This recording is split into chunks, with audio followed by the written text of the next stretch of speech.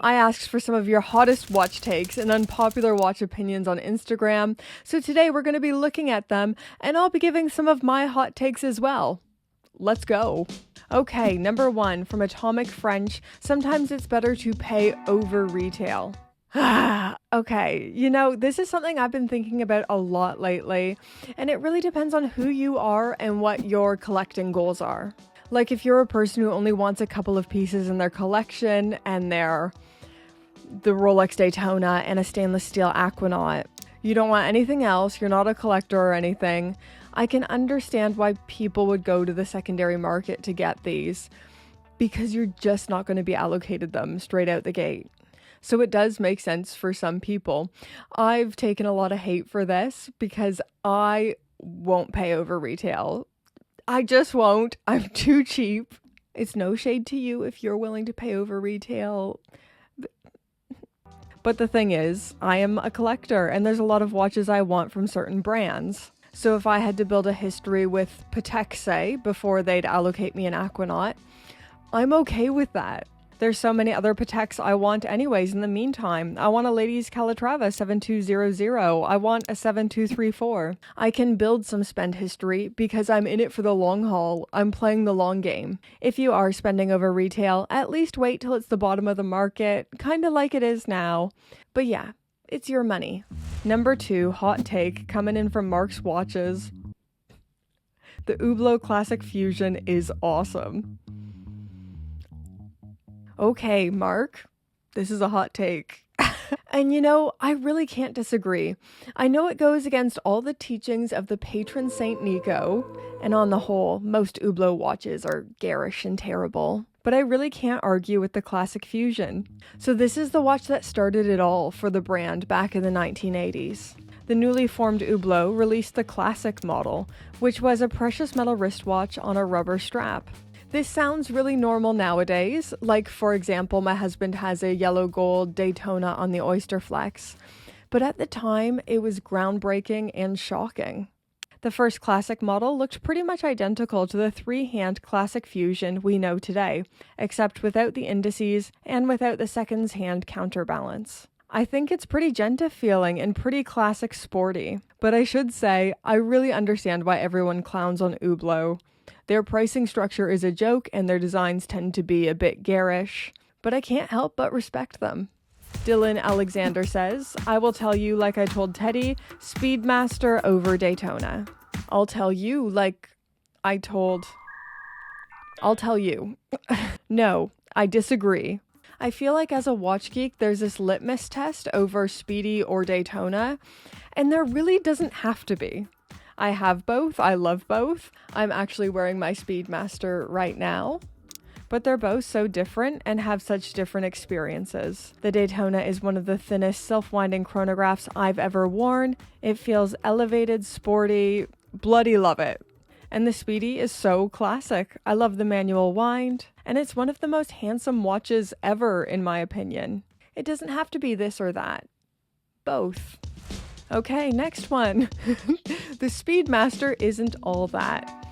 Well, don't say that to Dylan. No, the Speedy is great. I just don't think it has to be the litmus test to prove whether you're into watches or not. Okay, next one. And this is my hot take. AP is a one-trick pony. I feel like AP has become a one-trick pony with the Royal Oak, and it feels like they're resting on their laurels to a fault. If you go onto the Audemars Piguet website, they have 4 collections, 3 of which are Royal Oaks. 3. 75% of what's on tap is Royal Oaks. So there's the classic Royal Oak, the Royal Oak Offshore, Royal Oak Concept, and finally the 1159. Let's compare this to Patek Philippe. They've taken some heat over the Nautilus and the hype, but I just couldn't imagine them being considered Holy Trinity if 3/4 of their catalog was the Nautilus. I love AP, but man, I feel like you guys could do so much more. Next up to bat, the Watch Baba.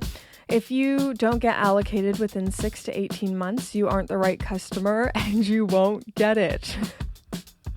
Ooh, that's scathing and that hurts. Okay. This is just my opinion. I don't work for an authorized dealer. I don't fully know. But yes and no. We've gotten the call after waiting shorter than expected, but we've also gotten it after waiting longer than expected.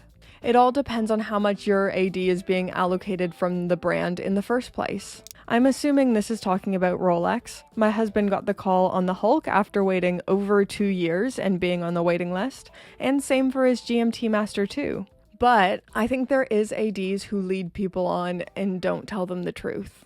We are really lucky in that we have a super honorable AD, and I know not everyone does. I wouldn't give up hope if you've been waiting a little longer. I just recommend popping into your AD regularly, talking to them about watches, making sure they know you're not a flipper, you're in it for the love of watches, and just be insanely pleasant. People want to do good things for pleasant people. Don't walk in the door with a chip on your shoulder or an axe to grind. Your ADs are retail workers. They're not Jean-Frederic Dufour. Okay, next one, and this is my hot take. Rolex and Omega are mid-tier luxury. I get in trouble and people get upset with me every time I say this, but it's true. I just think Rolex and Omega can't be held to the same tier as Patek Philippe and Along & Sona. You know, does this make me sound like a horrible snob? I'm worried that it does. I'm not saying they're not aspirational. They are. They're still insane luxury, and they're probably the highest up the luxury tree I think I'll be able to go.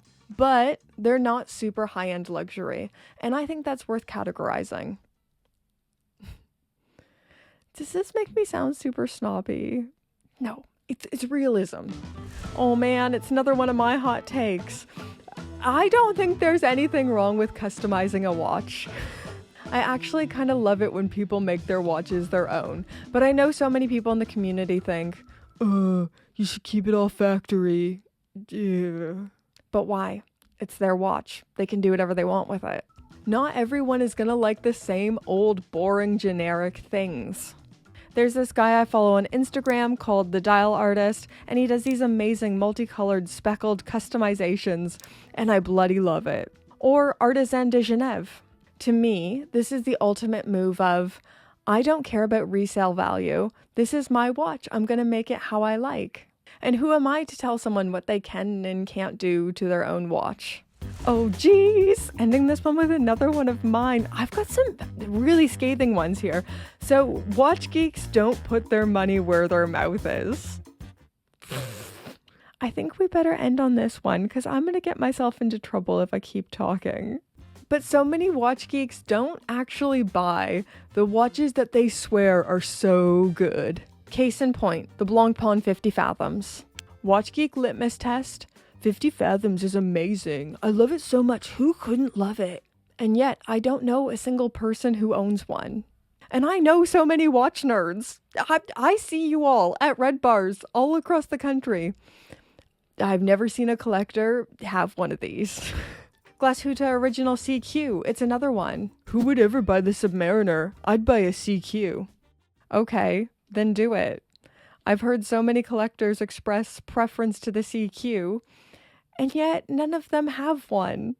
I feel like there's all these things we're supposed to say to prove that we have this deep knowledge. But I'm not seeing people actually buy these watches. You know?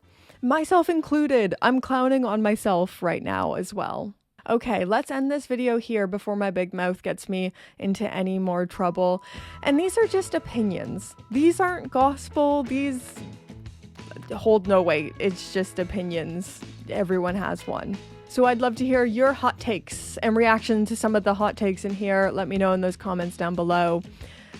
Please subscribe. Please. And let's thank the gorgeous, amazing, fabulous Pope tier patrons. Yes! As it turns out, Pope tier patrons are the greatest people in the world. It's indisputable, it's just a fact. And I want to thank our newest Pope tier patron. Thank you so much, Adam K. Yeah! Thank you to all tier patrons. Special thank you to the names on the screen, our Pope tier patrons. And I hope you guys keep enjoying my stuff. You guys really keep the lights on here at Gringa HQ. Thank you so much, patrons.